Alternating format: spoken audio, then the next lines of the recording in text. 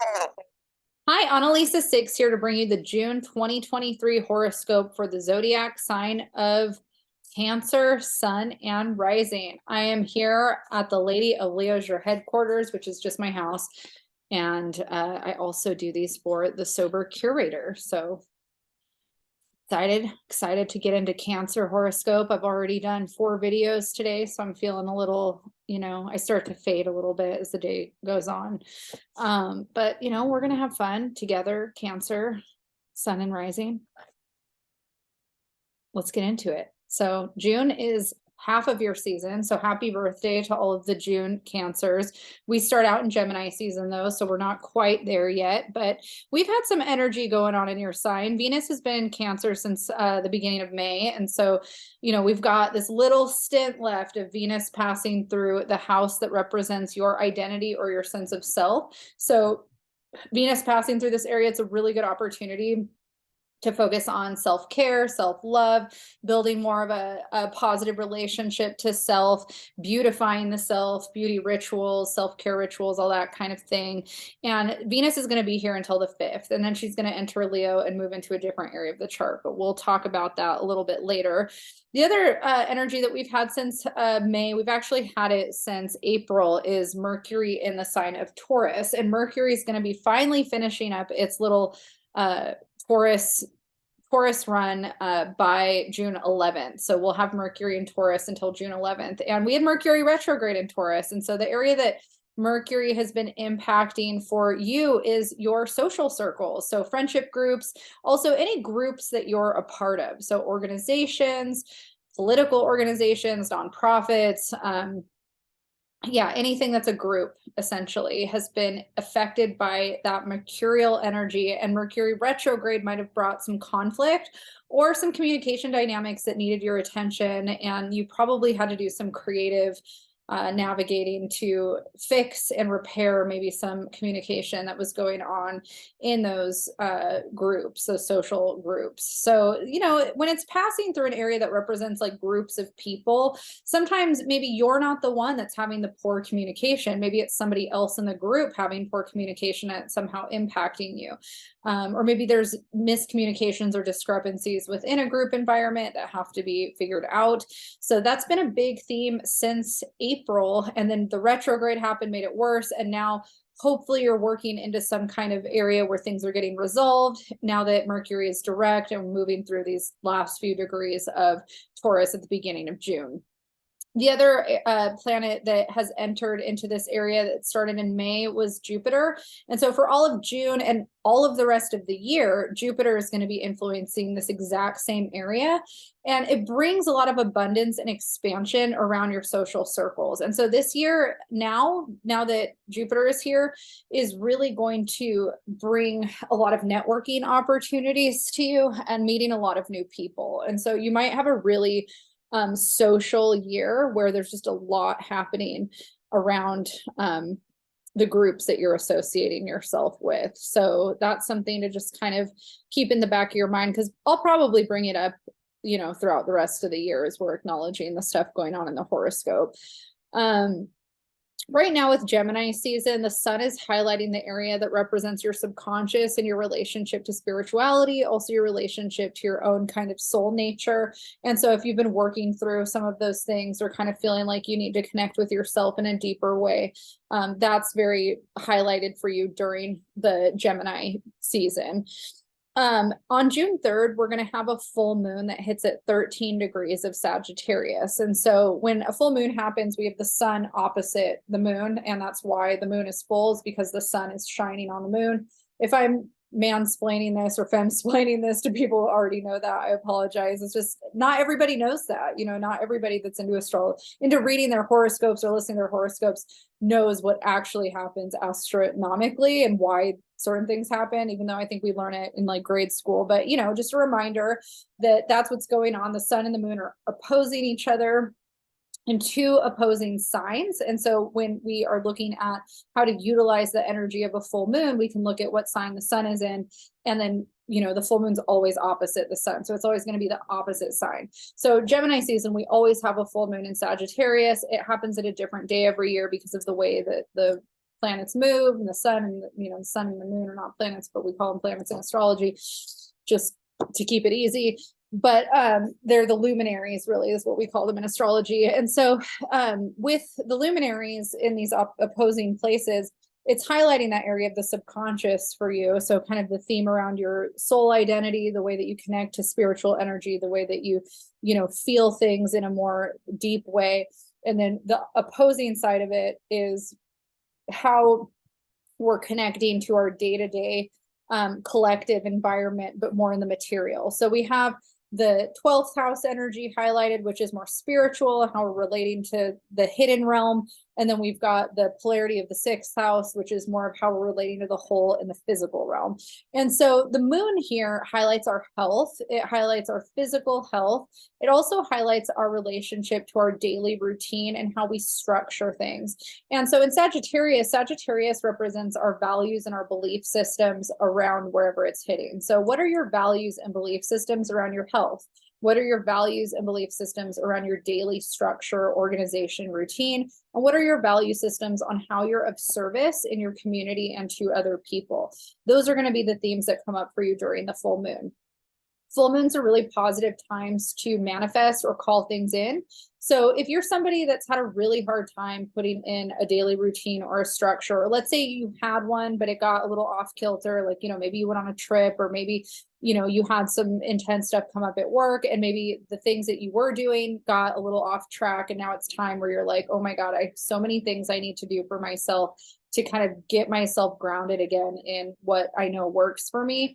On a day-to-day basis, this is a really positive time for you to set intentions and actually start making a plan on how you're going to get back into a good routine for yourself. And this could be everything from a health routine, if your health has been lacking, or it could be your day-to-day routine in terms of how you keep your home environment, your space. It could also be your work life, how you have your daily routine at work. I think that it's really hard sometimes for us to have all of those things in order simultaneously, right? Like maybe we get our house in order, we have a really good home routine, but maybe our work life isn't that way, or vice versa. Maybe our work routine we're really on top of, but our home life is suffering because of it. Or, maybe our health is really suffering because we're putting so much effort into our home and our work. So you're kind of able to look and see those themes and see, what in my life is imbalanced, if anything, and maybe where can I tighten up or put more focus in that way. So that's highlighted for you. If you're somebody where you feel like you've got all of those things pretty together for yourself, like it doesn't really feel like any of that stuff is lacking, it might be more about the polarity of where the sun is hitting, not so much where the moon is hitting. Maybe it's more about your relationship to yourself in a deeper way. I think that when I'm lacking a spiritual practice, or when I'm not making time for my spiritual or deeper self, what a lot of times happens is the monotony and the mundane of doing everything so perfectly in the physical starts to feel really monotonous and empty, right? So there's this conception that if we dot our I's and cross our T's and live kind of this like perfect life where we have a clean, together, organized home, we have a successful career, and we eat all the right foods, that we're going to be this like very happy, fulfilled together person from the inside. And I think that what I've learned in my life is that's not the case. I've been one of those people where I do all of those things. I have my career together. I have my relationship with my family, my friends together. I eat all the right foods. I exercise every day, or at least 5 days a week.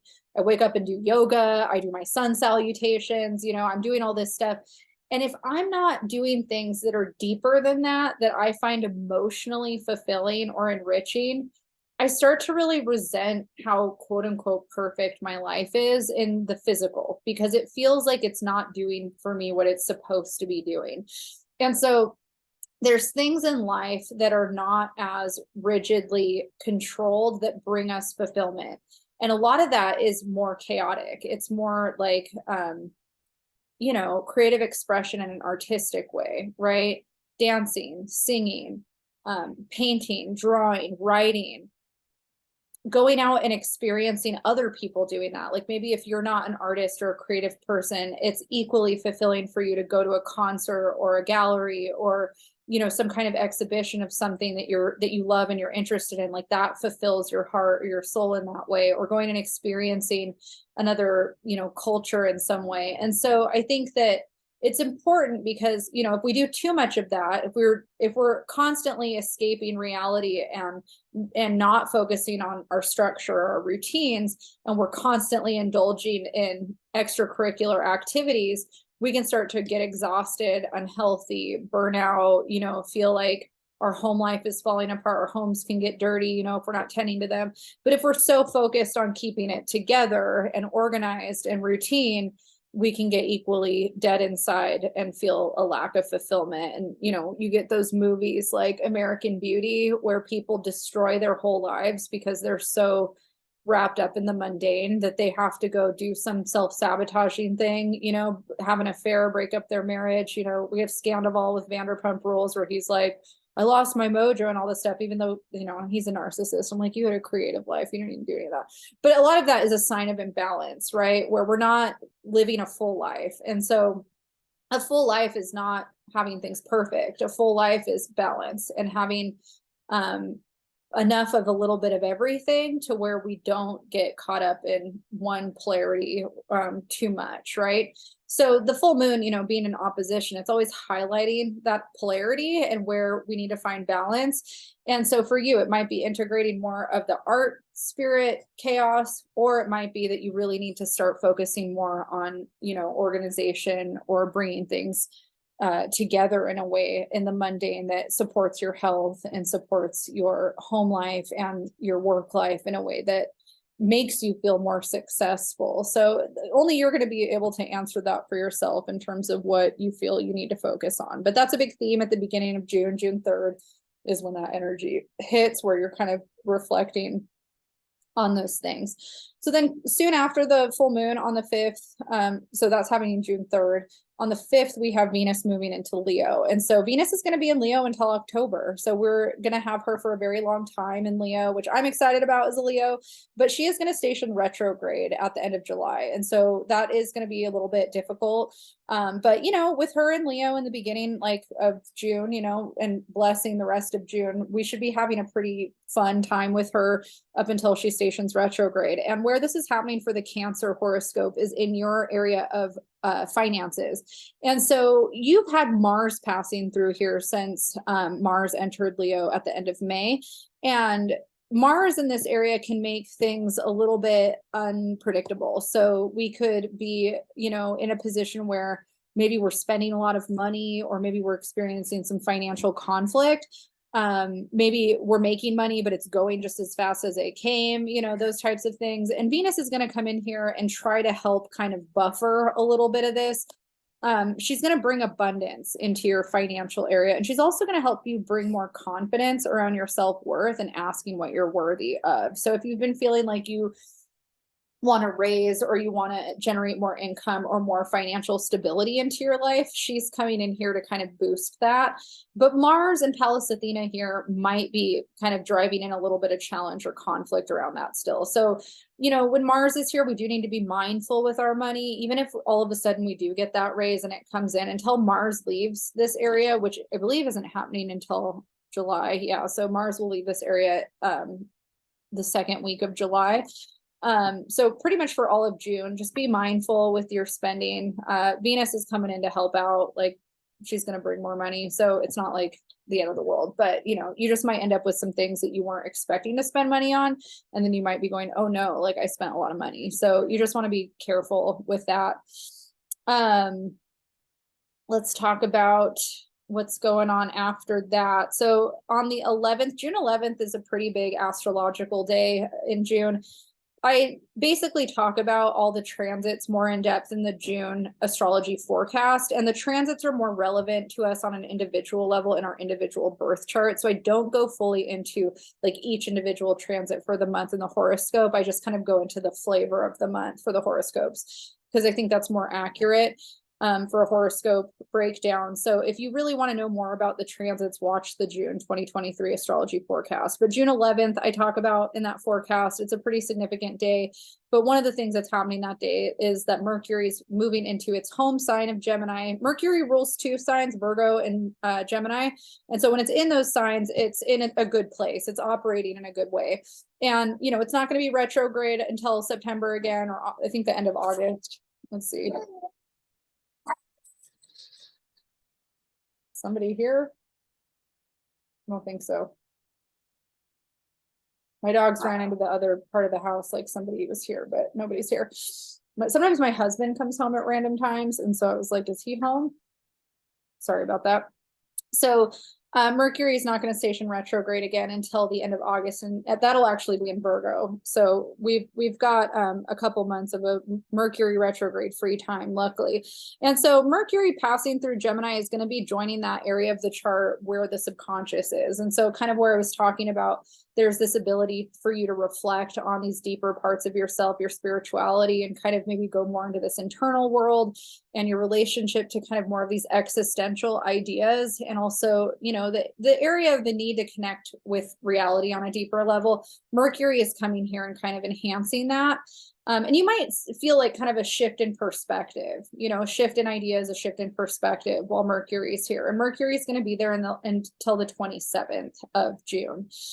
After Mercury enters Gemini, we're going to have Saturn station retrograde on the 17th. And so Saturn's going to be retrograde until November in the sign of Pisces, and Saturn will be in Pisces for quite a while, passing through the area of the chart that has to do with higher education, values, and belief systems.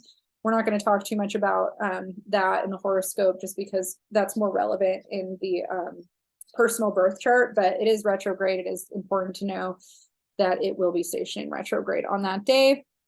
So that is an energetic shift that we will be under. And then shortly after that, we're going to have our full moon. So we're going to have a full moon, our new moon. We're going to have a new moon on June 18th at 26 degrees of Gemini, which is also the same house that we've been talking about in your horoscope, that is the subconscious. So again, you know, we started out talking about the full moon where like you have this polarity of your daily routine, your health, you know, kind of emphasize on the mundane, but the sun is still illuminating the area that has to do with the subconscious and whether or not you're living kind of this fulfilling life on a deeper level. By the time the new moon comes on the 18th, that area where we're reflecting on our soul and what's fulfilling to us on a deeper level and the past and our relationship to the past, that's all very much a theme for the new moon. And new moons are all about setting intentions. And so if you're looking for a rich inner life and finding fulfillment in your soul space in a deeper way, that is highlighted on that day. And it's a really good time to just kind of be with yourself or do some kind of dream journaling or spiritual work, meditation. One of the things that's hard during a Gemini kind of frequency here is that while a lot of those things like dream work and meditation and spiritual kind of things are positive for where it's hitting in the chart, Gemini energy can sometimes feel dysregulated of our nervous systems when it's happening in a lunar capacity. Like it can feel like we're more anxious or like we have a lot of mental energy that's very stimulating. And so it's really important that we focus on things that ground us. And usually for a Gemini dominant person, I recommend not to meditate. Like Geminis usually need to like go for a jog or a run or a walk or work out and listen to something, you know, that is helpful, you know, some self-help stuff, some music, you know, they tend to do better expressing themselves that way. But, you know, if you're somebody that benefits from meditation or dream work as a Cancer dominant person, you might feel like those self-care exercises that are more spiritual do regulate your nervous system and kind of bring you down. But the Gemini energy will enhance more of that potential for anxiety if we're not leaning on some of the things that help that. So that's just something to kind of keep in mind during that. And then after the new moon, we have our sun moving into Cancer on the 21st, and it'll be the summer solstice, and summer officially starts, and it's your season. It's your birthday season. And so happy birthday to Cancer. And that area, the sun will be moving into the area that highlights and illuminates your identity. And so there's a boost of energy in terms of your will, your identity, your relationship to self. And one of the things that is also really positive for you is that Mercury will be moving into Cancer as well around the 27th. And so Mercury is going to leave Gemini and come into the area of the self. And so your relationship to self and identity and how you're expressing yourself to yourself, you know, might be something that you feel more confident about after you've had kind of this first part of June being very reflective of, you know, what do I want for myself on a deeper level, and how do I find more fulfillment out of my life on a deeper level. And so that's something that you might really be starting to feel more coming into the picture by the end of June. June, like, we do have a lot more like extroverted energy for the first half of the month. And then as the month progresses and we get into this Cancer energy, it does kind of start to lean more into this introverted, you know, kind of period. So there's a little bit of everything happening for you because you do have a lot highlighted at the top of the chart for the horoscope still. So you might be feeling, you know, like you really need to do these social things and that you really need to be out there networking and all of that. But it's really important that you carve out this time to really focus on creating that rich inner life as well, for sure. And then Neptune will be stationing retrograde on the 30th, which will be our last retrograde station of the month. And so again, that's an outer planet. We don't really focus on those in the horoscopes, but it's just another thing to note. I talk more about that stuff in the June 2023 forecast. All right, Cancer, I hope that you have a great month of self-discovery and finding things that bring you more joy and fulfillment, and obviously meeting lots of people that hopefully help you in whatever it is you feel like you need to do in the world. And I will see you all next month. If you liked this video, feel free to subscribe, like, comment, and you can find me at thesobercurator.com and the Lady of Leisure. All right, good luck.